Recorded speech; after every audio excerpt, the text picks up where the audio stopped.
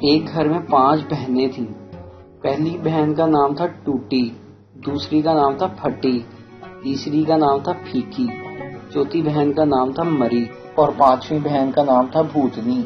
ایک دن ان کے گھر لڑکی دیکھنے مہمان آئے۔ ماں: آپ کرسی پر بیٹھیں گی یا چٹائی پر؟ مہمان: کرسی پر۔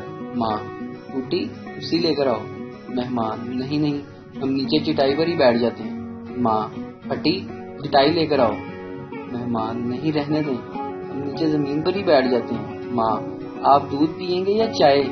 مہمان: چائے۔ ماں: پھیکی چائے لے کر آؤ۔ مہمان: نہیں، چائے رہنے دیں، آپ دودھ منگا دیں۔ ماں: مری بھینس کا دودھ لے کر آؤ۔ ماں: مہمان: رہنے دیں، ہمیں کچھ نہیں چاہیے، آپ بس لڑکی دکھا دیں۔ ماں: لڑکیوں بھوتنی کو لے کر آؤ۔ مہمان بے ہوش۔ 2 ڈاکٹروں کی آمنے سامنے دکانیں تھیں۔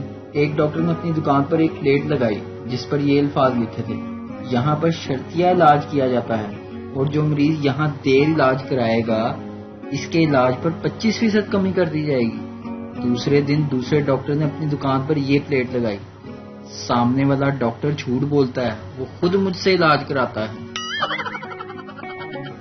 ایک صاحب نے چوتھی شادی کی، بیوی گھر آ گئی تو دوسرے دن چوتھی بیوی کو کپڑوں کی الماری دکھانے لگے: یہ ساڑی میری پہلی بیوی کی ہے جو شادی کے پہلے سال ہی چل بسی۔